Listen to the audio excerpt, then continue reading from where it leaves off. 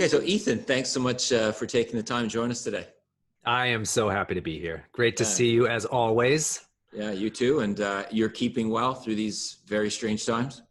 Yeah, I'm socially, physically isolated from the world. My wife and I, we moved to New Hampshire a bunch of years ago, and everyone questioned that decision, but now they're not because we live in the middle of the woods. We heat our house with wood. We got a well, we got a lake, we grow vegetables. So we're trying to do the whole like off the grid type of situation. So it works out perfectly with what's going on in the world right now.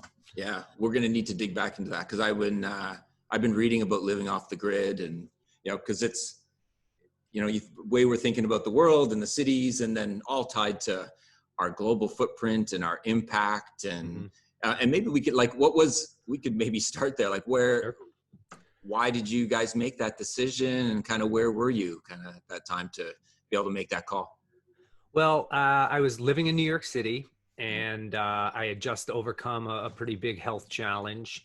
And so the New York City is just not the greatest place to be as a recent cancer survivor. Mhm. And, I met my wife, so I didn't need to be out in bars and restaurants and, gallivanting around the city like I normally was. Yeah. So we made a decision just for our health, just to return to nature. Like we looked at each other and we're like, neither of us had really ever grown our own tomatoes. So we're Yeah. like, I want to grow my own tomatoes and see what that was like. So we kind of just started to make a little bit of a diagram of where my family was, where her family was, and where we wanted to go. And we ended up in New Hampshire. And it's just been one of the one of the best decisions I've made in my life. Yeah. What's been the toughest thing about that transition? And yeah. To be honest, everyone questioned our decision, like I said, and they're like, how can you leave New York City? This place is great, which I agree. It's absolutely great. Yeah. But living this way is it's a more natural way to live. So it wasn't hard to adjust to living in the woods. It's hard to adjust to New York City or any city. You just forget about it because you get in it and you get in the hustle and bustle, and there's subways and meetings and bars and restaurants and people everywhere. So like, that's what you have to get accustomed to. This is how we're naturally made to live. Yeah. Yeah. It is what we're about. And from mental health, because we have all these conversations around, you need to go out for a walk, you need to get out in nature. And, places like New York City or here in Toronto, it's not easy to do that. And I imagine there's a calm or, better, what has it done to your kind of creativity mindset being connected? Do you feel there's a change there? 100%. Yeah. I'm a naturally like energetic slash and guy with anxiety, so Right. like living outside of the city, like even on the quietest days in New York City, like let's say Sunday morning at 6 a.m., there's Yeah. still like a little buzz. There's people walking Sure. around, there's a car, there's a hum, there's Times Square. Like here, you have that space in your brain and around you to be creative, to do stuff you've never really tried to do, to push your limits in terms of being in the environment. And it's just, for me, it's just been a welcome change in my life. Yeah, I bet. So let's go to pushing your limits. Yeah. So we can talk a little bit about Survivor, obviously the win kind of way back when, and then the recent episode with the All-Stars. And so be just interested, you had a handful of days with the group and then off to the edge of extinction. So now you're wet nature, somewhat isolated. Yes. Um, I was so warming up. I was yeah, warmed up, I like mean. expectation around what you're getting yourself into, and then like how was that being separated for the game for so long, and how was your mental state, how hopeful were you as you're through, like what was that like? Well, just to put things into perspective for those of you who may not know the history of myself or me, Yeah. I played Survivor Africa in 2001, won the competition, went back for Survivor All-Stars in 2004, and then I took about 16 years off, came Sure. out of retirement and returned for this most current season, which was season 40, if you can Right. believe it, Yeah, where yeah. they asked 20 of the most popular winners of all time to come back and compete for not $1, but $2 million, right? Yeah. So obviously I had to get off the couch, stop eating Doritos, and Right. get myself in shape, and as a former soccer player, that was exciting for me. Mhm. But the game of Survivor for me personally has always been a mental challenge. The physical side of it, I'm okay with that. As an athlete, I'm okay with Yeah. pushing my body to the limit, but mix that with the mind and then the environment and being isolated from your friends and family in the middle of this island in Fiji. Yeah. So that's always difficult for me. And Yeah. like you said, I didn't do so well in the main game, and I was sent to the edge of extinction. The edge of extinction is the worst place on earth, everyone. Yeah. It's like purgatory. And so that was a challenge for sure. Yeah. And so talk to me about that mental challenge and your new life in New Hampshire. Did it prepare you for that in any way? Did you have a better perspective? I know it's not like the edge. Right. Might be for people who live in Manhattan today, but yeah. So did you feel like you're better prepared? No, I No. mean, Okay. it's the situation is so extreme that Yeah. you would never be in that situation unless you are literally shipwrecked, like the show wants you to think you are. Yeah. But yeah, you are very little food, no shelter, nothing to do. And it's just the crazy thing about the edge of extinction is right in the middle of the island, tiny little island. You can see it 24 hours a day, 7 days a week is a flagpole. And on that flagpole is it's actually a mast of a ship, and if you raise the flag, you get to go home. It's that easy.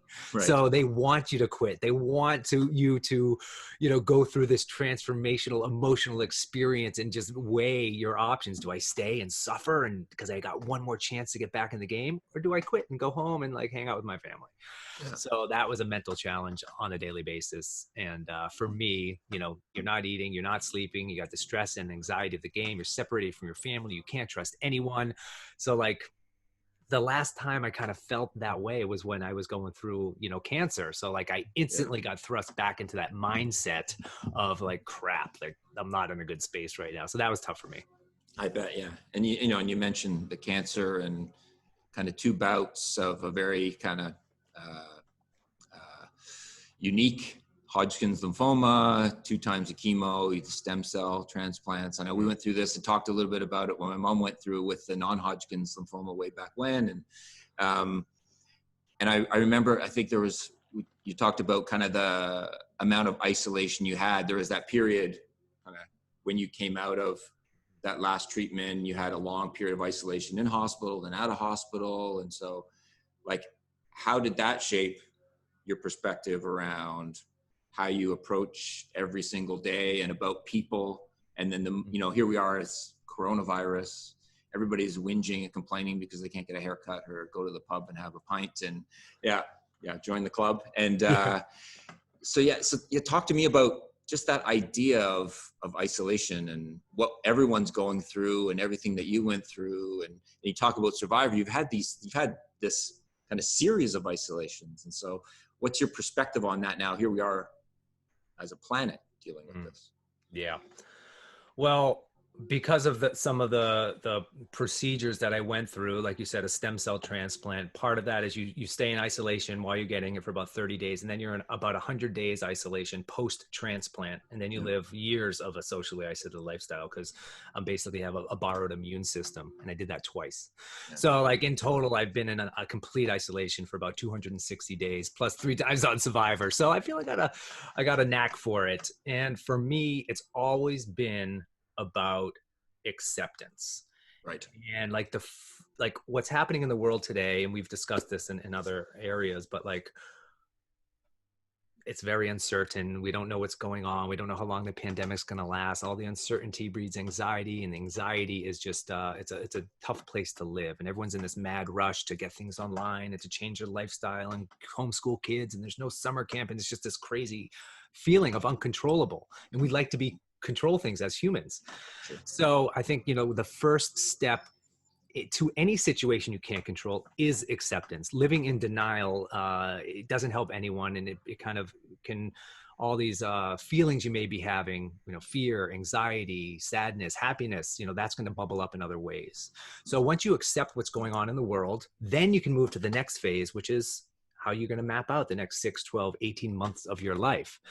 Because, every challenge has a beginning, a middle, and an end. And this one, it's not a sprint. If you sprint like a marathon, you're going to puke at mile 5. So like, buckle down, accept what's going on, and then just map out how you want to live the rest of your life. So for me, living in isolation now is, I'm used to it. I feel comfortable in this situation, but there are definitely certain tips that it's definitely stay active, be a little bit, keep your body moving, try to be a little bit creative, try to talk and communicate with others about your feelings. If not, then just write them down, start journaling or something. Everyone has these like scary what if scenarios in their brain. Like, what if school doesn't start? What if I lose my job? What if I can't get toilet paper? Like all these things. And for me, when I have those crazy, scary feelings, I'll write it down. Like, what if I can't get toilet paper? Okay, well, I'll look at Amazon. I'll drive to the market. I'll call my mom. I have an exact plan of what to do if I can't get toilet paper. And then every time I think, oh my God, I can't get toilet paper, I just look at the thing. Oh, I know exactly what I'm going to do. And then I just file it away, and you can go on with your life and trying to get that out of your brain. Stop ruminating on this what if scenario. And that's been really helpful for me. Yeah, I bet. Well, and even on the acceptance bit too, around, you talk about kind of those dark moments or dark days or things that we feel like we're the only ones going through them, right? And, even when working with young people, also giving your permission to feel it, right? It's okay to feel it, not have to like, oh, I shouldn't be thinking like this. What's wrong with me, right? And so, and I imagine, like, maybe talk to me about like when you first had your first diagnosis. Maybe walk us, everybody through kind of how that all came about.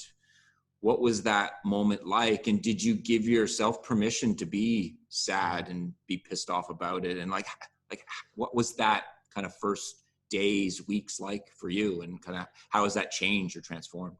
Yeah. And what you said is hugely important. It's okay to have these feelings. Your body's designed that way. That's why everyone is feeling this. That's natural. It's a natural way to feel. Yeah. When I was first diagnosed with cancer, I was 35 years old. And my only connection to cancer was through my dad. My dad passed away when I was 14 of colorectal cancer. So like, to me, cancer equaled death. So I was completely frightened. I was training for the New York City Marathon. I was on top of the world. Like, this was my time in life. I had actually just finished, I don't know if you remember this, but I finished dribbling a soccer ball from Boston, Massachusetts to Washington, D.C. to raise money for Grassroot Soccer.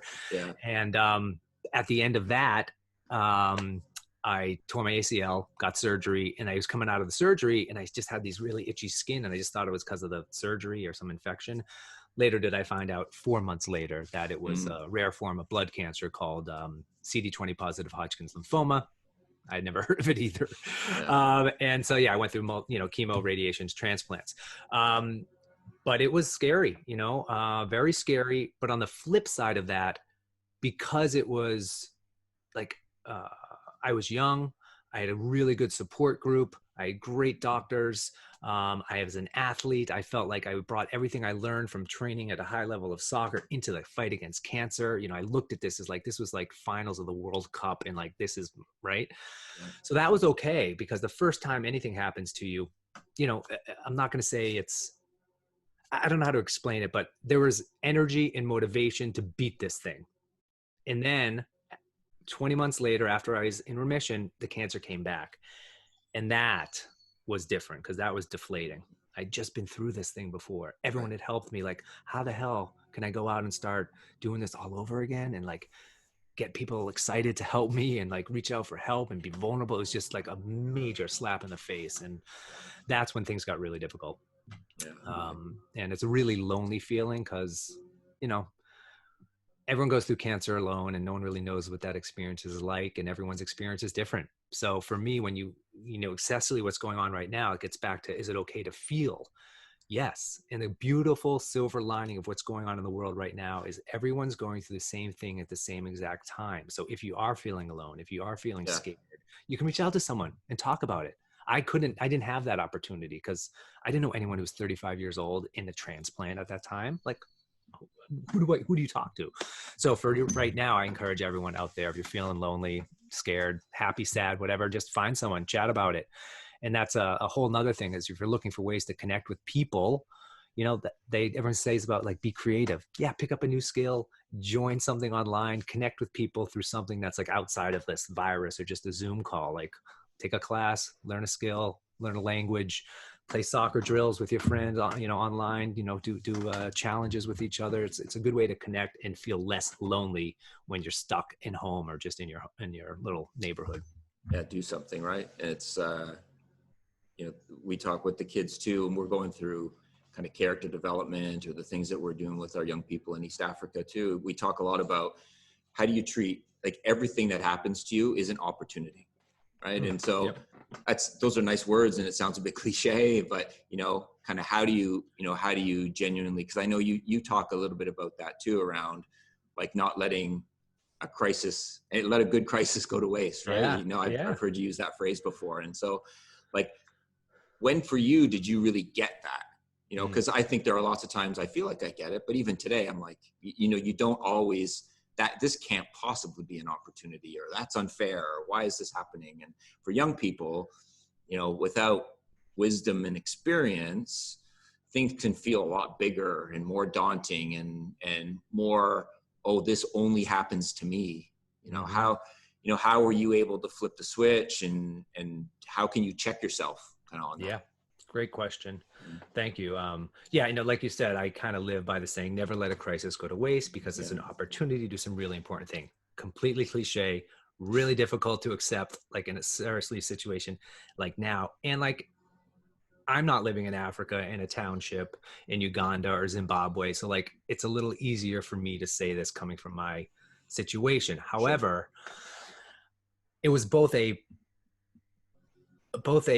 defense mechanism for myself living this way, and I felt like I was doing something good in the world. And let me explain, because even in the middle of there's scientific data that proves like focusing on the plight of another human being helps you heal. It's proven, it's out there.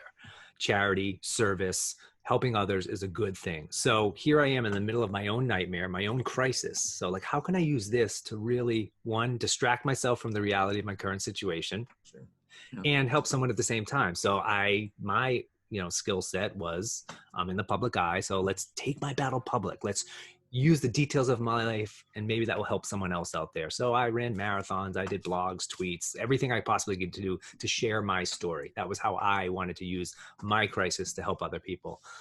And like, since I've gone public, I think around 23 people, maybe even more, have reached out to me, said, I saw you here, I did this, and I went to the doctor, and I had that same crazy itch, and I got diagnosed earlier, right? So just that simple act of me making my story public helped other people. So as soccer players, or whoever's listening, like, there's something to be said about what's going on. Like, I know it's horrible, it's scary, we don't want to deal with it, but let's get yourself out of this scary situation and use it for something good. Like, maybe you can work on your soccer skills, work on your fitness, anything you possibly study, games, watch unlimited EPL games and learn, back four defense, zone defense. Like, there are so many things you can do with this crisis to do something good, either for yourself or for other people. And I think it's a really important it's a really important methodology and mindset to have, because like I said, it just, it takes you out of your own head. And it helps you give perspective and rationale for maybe what's going on to the world or to you in this current situation. Yeah. And I don't know if that makes sense, but yeah, for sure. And it takes an element to empathy, right? And it's like, I was reading something the other day, but this whole idea, empathy, somehow, I think sometimes the whole idea of it gets lost, is that if I'm going to be empathetic to someone, I also have to agree. And I think part of it is just the ability to understand and share feelings, and just have an appreciation for perspective. You don't have to agree with it, but like, can you have some element of understanding? And like, it sounds like even when you went in to, with the diagnosis the first time, everything you went through, like, I get a sense that you always had like you were attuned to others, or had some sense of empathy. Like, do you feel like you've always had that? Like, had it evolved? Has it changed? Like, how do you feel like that's grown, or how much was that with you through your childhood, or how your upbringing was, or who you were aligned with as a young person? Like, maybe talk to me a bit about that. Yeah, I definitely feel I had a wonderful upbringing. My mom and dad were fantastic. I grew up Jewish, so living by Jewish values at an early age. You kind of learn, through Hebrew school, some of these values that you're supposed to live by. I'm not the crazy most religious guy in the world, don't get me wrong, but there's just certain things that you learn growing up, being selfless, being a teacher, being a member of the community, knowing who you are, charity, all these things are kind of embedded in growing up Jewish. And so I felt I had a good base there as well. And then after losing my dad, obviously, I felt that impacted me in a big way. And I did have empathy for other people. And empathy is just kind of putting yourself in the shoes of another human being and kind of seeing things from their perspective. And I could give you a quick little example on the TV show Survivor. Yeah. I was way back in the day, Survivor, 2001 Africa. I was in an alliance with this guy who I didn't really get along with. He wasn't treating me properly based on a lot of where I was from, my religion, what I looked like, all that stuff. And I could have gotten pissed off. I could have tried to vote him off because, that would have been like maybe the easy thing to do. Mm-hmm. But instead, I saw this crisis as an opportunity.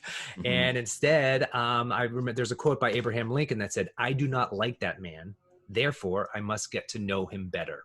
So I didn't really like this guy, Tom, but I felt if I got to know him better, then maybe we could come to a conclusion how to work together, like win challenges in our alliance and go to the end of the game together. So I saw this as an opportunity to educate another person, teach him about me, the foods I eat, the holidays we celebrate. And once I got to know him and see where he was coming from, it gave us a bridge to understanding. It gave us empathy, gave us a way to connect in a productive way versus being enemies and kind of against each other.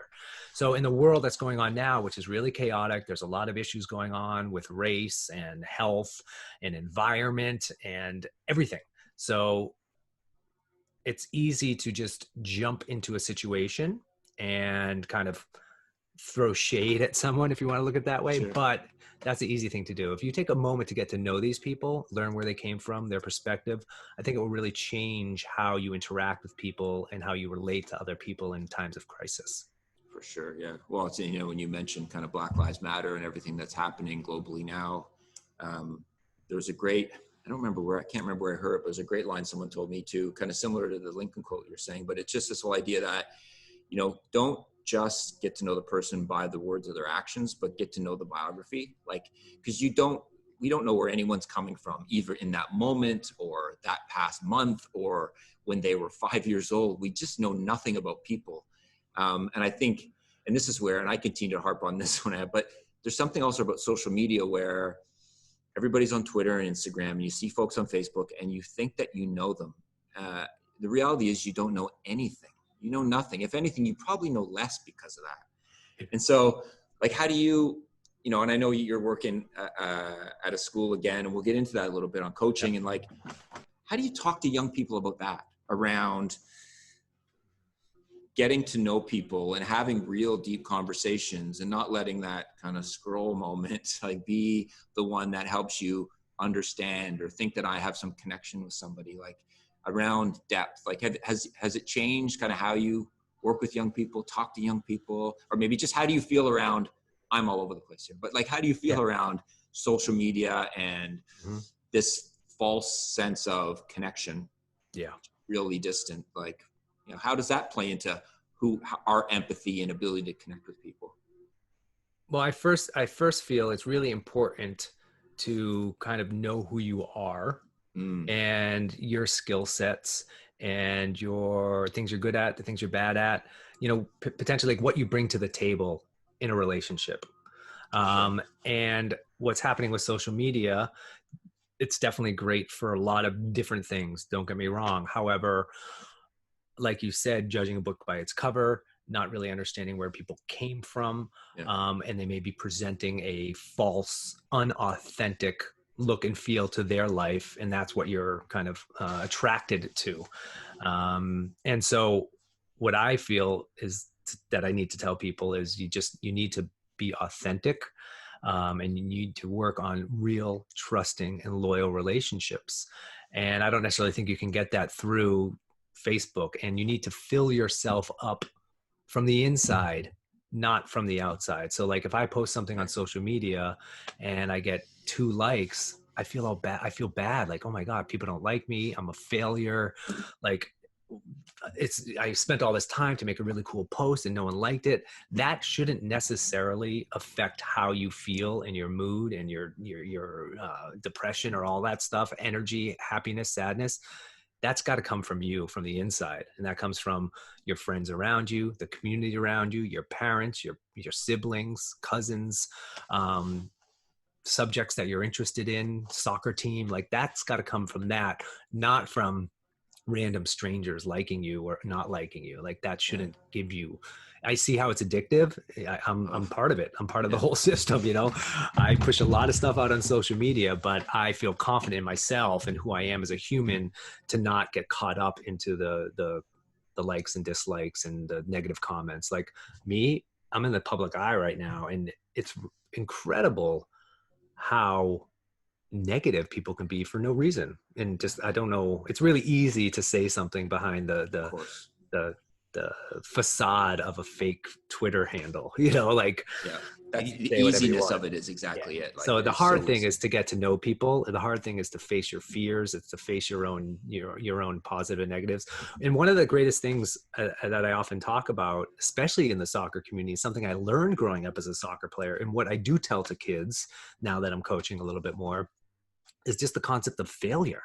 Yeah. Like as an athlete growing up, one of the best things I learned was how to lose and then come back the next day and win. As a goalkeeper, I'm a goalkeeper. So like I can either be a hero or a goat. There's really nothing in between. I can have the best game of my life, and if we lose, everyone hates me and no one remembers how I played.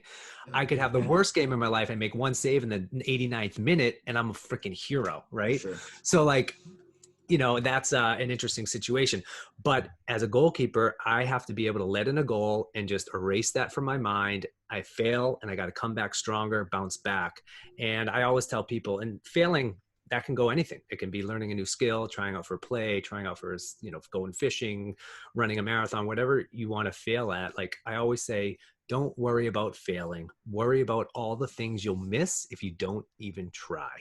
Right. Sure. So many people are afraid to try something for the fear of failing. I look at the failing as just not trying. So who cares? You try something, you fail, great. You learn from it, you move on, you try something else, or you try that again. So I encourage everyone to go out there and fail. Honestly, it sounds weird, right? But I think it's a really great skill to have. To be able to bounce back after a failure is the best thing you can learn as a young adult. Yeah. And it's one of the biggest opportunities, I think, for our young people to grow right now too, because they do feel like, I think there is added pressure. Like our kids feel like everything that they do is in public and everybody sees it. And so to be brave enough to go out and fail and know other people are watching, because that's just how our young people and teenagers not think about the world today. Yeah. When I was going through cancer, my mom told me this. So like I went on CBS television and I had this big interview and I was like, I'm going to beat this. I'm going to stay positive. I'm going to win. I'm going to crush this. Yay. I'm doing it with a smile on my face. And then I'd like go home and I'd cry my eyes out and just sit in a ball and like for a week. And my mom was like, Ethan, listen, like if you really want to connect with people and you want to share your message, you got to let them know what is up. Like it's not all rosy. You're not always positive. You're not always happy. You have bad days. And when my mom told me that, I kind of switched things. And then I started telling everyone, yeah, you do need to be positive. But last night I just threw up for 10 hours. And then I sat on the couch for another 3 days, crying my eyes out because I'm afraid to die. Once I start doing that, then it resonated with people and it was real and it was authentic and it wasn't this fluffy fake bullshit, And I think that's huge. That's really important. And that goes back a little bit to social media and what you're presenting to the world and what you're really feeling on the inside. I think it's important to make sure those match. Yeah. And that's the dangerous part for young people, is to help them discover that for sure. Yeah. Like I'm totally not happy with my hair right now. Yeah, but as I say to the kids too, and I'm obsessed with it right now. Yeah, hopefully most people will catch the audio, not the video. But if everyone wants to see Ethan's hair, this will be on YouTube. This is old school, 2001 hair, which I just haven't cut. And there you go, bring it back. But February, as I say, February was my last haircut. But anyway, go on. Oh, really? Okay. I've had my children cutting my hair, so I've been pretty brave. It's been a while, but they're doing okay. But it is when you talk to our kids too. Like the other thing that the whole idea of everybody's watching. They're going to think badly, or they're going to mock me behind my back, or they're going to be talking about me. I always say, so when was the last time someone did something foolish online? Give me an example of something that you're like, well, that guy he did something stupid or said something stupid. I go, how long did you then think about that? He's like, well, I never thought about it again. I go, exactly. they're not thinking about you either, because everyone's so self-absorbed. Yes. They don't care. They don't. And so there's this fantasy that I've done something terrible. Everyone's like, they're all having meetings about it for this next week, and they're going to then talk about it and publish a book about it, and it's going to ruin my life. Nobody cares. Now, those are, again, easy things to say. It's hard, but those are the things that we need to reinforce. It's funny, like it's like when you went back to say this whole idea that our brain, like appreciating that we have all this mental capacity that we still have very little idea how to manage. And this whole need for certainty that you talked about, right? Like, we'd rather be wrong. We'd rather have some information that's wrong than have this gray space, because it drives us crazy. And we need to have some sense, like, do you feel like now that, like, everything, like, you know, didn't Survivor and you did Amazing Race and you're in all these stressful situations, you had all these bouts of cancer, you've moved out to the country, like, you have perspective that's unique to a lot of people. Do you have a new perspective kind of on that, on the gray, because this is the thing that we deal with a lot with the kids too, is trying to get them away from being certain, and that there's nothing certain, and you don't need to be right. Like, being right is a dangerous rabbit hole to go down. Like, has your perspective changed on that and your approach to that? A little bit, yeah. I mean, I'm a type of guy who does live on extremes. You know, like, Sure. I have a tough time living in the middle. You know, Right.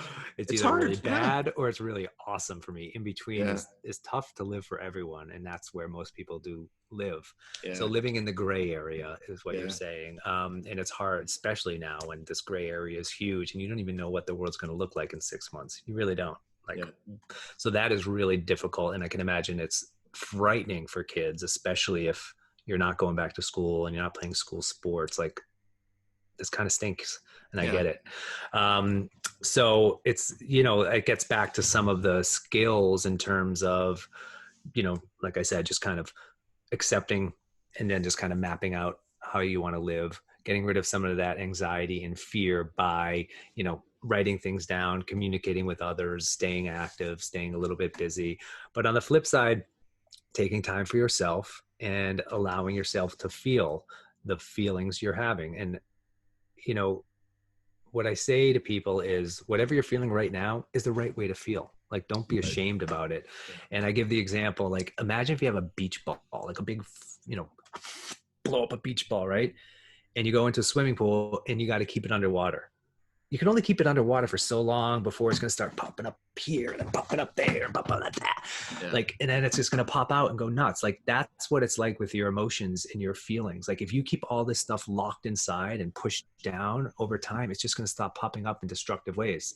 You know, maybe you stop sleeping well, you eat bad, you're not exercising, you turn to, you know, alcohol or cigarettes or vaping. Like, it's gonna happen. So my advice to you is to talk, share, meet with a social worker, you know, talk to your mom, your dad, your brothers, sisters, find someone to just let these feelings out, because if you don't, it's just going to destroy you. For sure. Yeah. No, absolutely. And it's tough to do. And now that we're locked in, it's real work to then get in front of people and see people. Now you have to be really conscious about it, which is and that's maybe, again, that's the opportunity right now. Maybe it's helping us learn that we need to be thoughtful about it. We're not going to just stumble upon opportunities to share. We need to seek them out. Right. Yeah. And it's scary to look inside your own self and admit that you may have some faults and you may have some incredible, you know, personality traits as well, but it's scary to do some self-analysis. It really is. I mean, I never wanted to do it. I still don't want to do it, you know, but you have to, or you're just going to drive yourself insane. Yeah. And it's super healthy to dig deep. Like, even like, you know, everything that's happened with Black Lives Matter, and here we are, you know, George and I founded this academies in East Africa and Malawi and Uganda. We've done all these things. We have some amazing staff, and then we've kind of sat back and been reflective around, because, you know, no one would ever accuse us of being racist. There's an element of racism in all of us. It exists. And so how does that exist for us? And it's interesting. So we've had a bit of an awakening around, I think we've been very equitable, but I don't think we've been just in regards to, like, how have we contributed to justice? And so maybe, you know, we can all use a little perspective check around, what are we doing to genuinely provide real substantial opportunities in leadership and engagement in the things that we're doing, not just be fair. Yeah. And so there's moments for all of us. And I think, so we're trying to think a little bit about more about that, I guess. And so through kind of coronavirus and kind of Black Lives Matter and just, it's been this perfect storm of moments to be reflective. Is there anything that you've kind of stepped back and go, you know what, I need to learn more about that? Or, you know what, maybe I need a little bit of education or growth here. I've gone through all these amazing things. Like, have you had a bit of a moment like that for yourself? Or?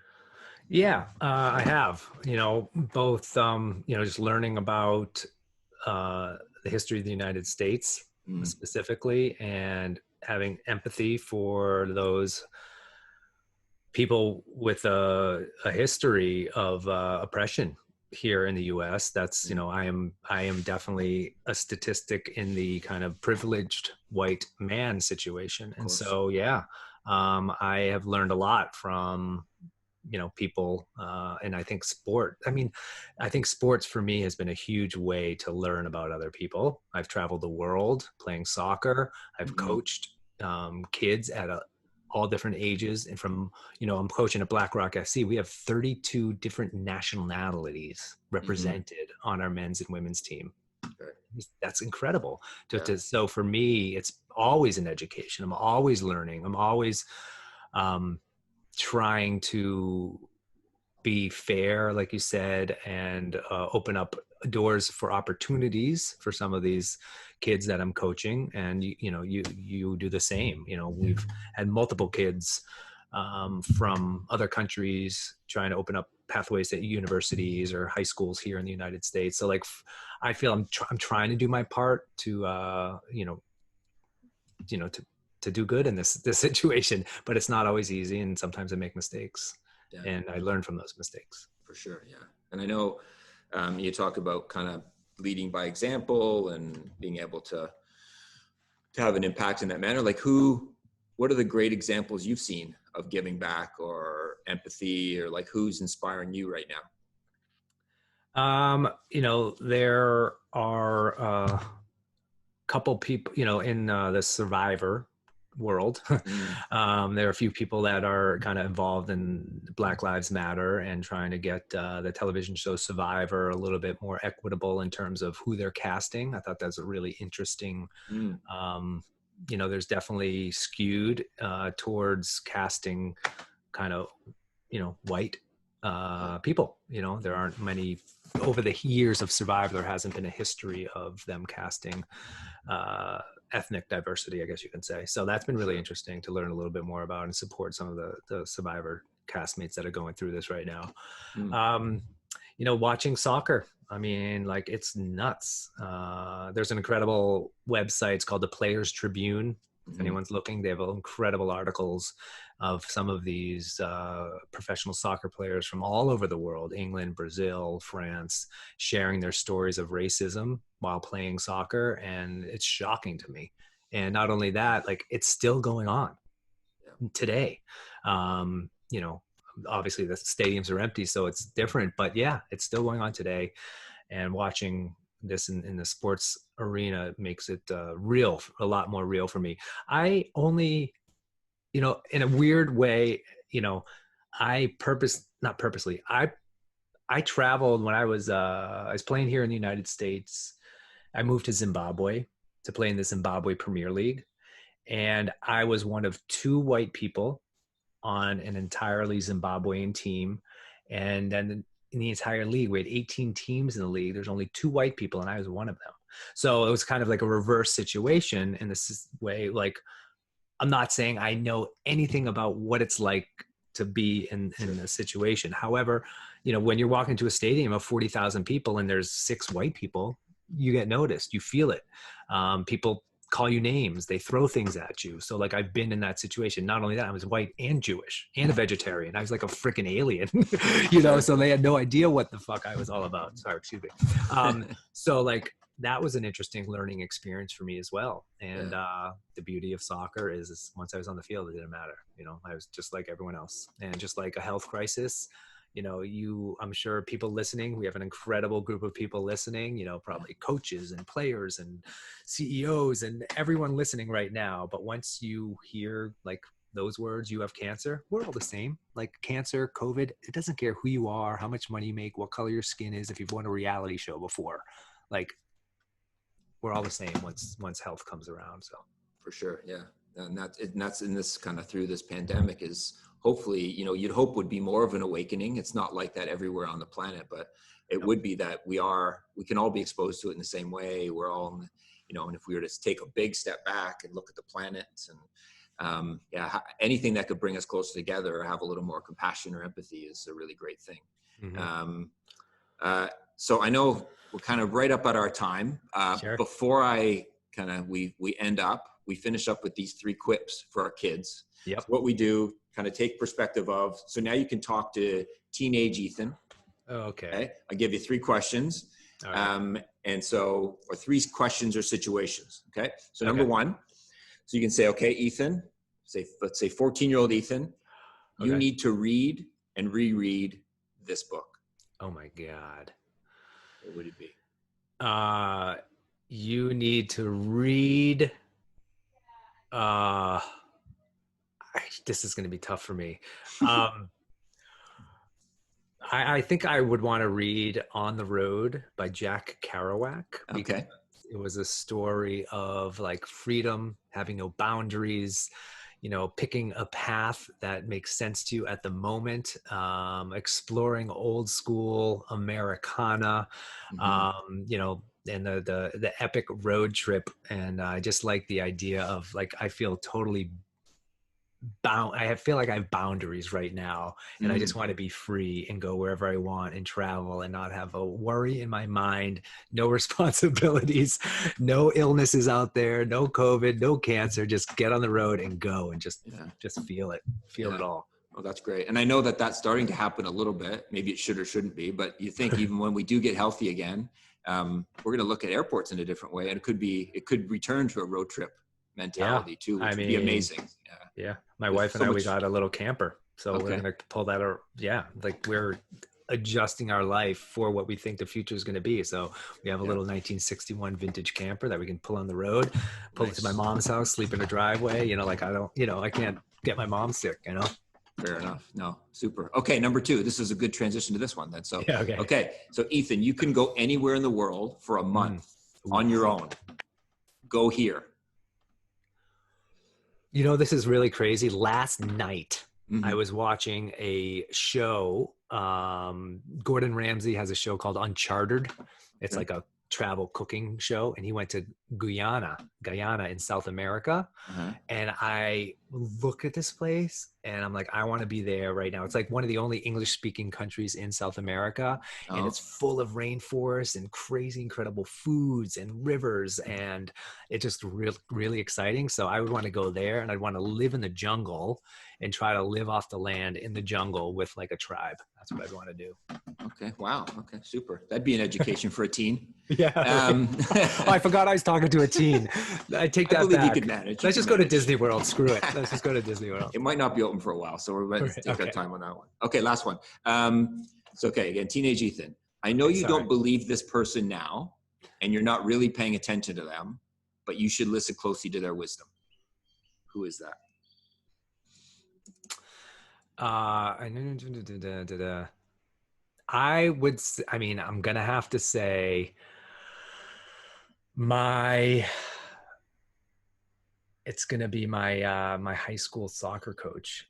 I definitely went through a time where I felt I knew more than him. Right. As a soccer player, as a 14-year-old soccer player, and was a little bit combative to his theories. But he was a decent coach, and definitely molded me as a player. But there's times where I should have listened a little bit more. Super. Yeah. I'm sure there's lots of moments for that for all of us right now as well. So this has been great. No, thanks so much for taking the time. And we'll definitely stay in touch. Hopefully we can do this sometime again soon. Maybe we can do it in person. Maybe we can do it in Uganda. Sure. Uganda, Malawi, Zim. We could go anywhere. Anywhere one day, once those airports open up. So totally. Well, thank you for having me. This has been exciting, and good luck with everything. Thanks. Yeah, you too.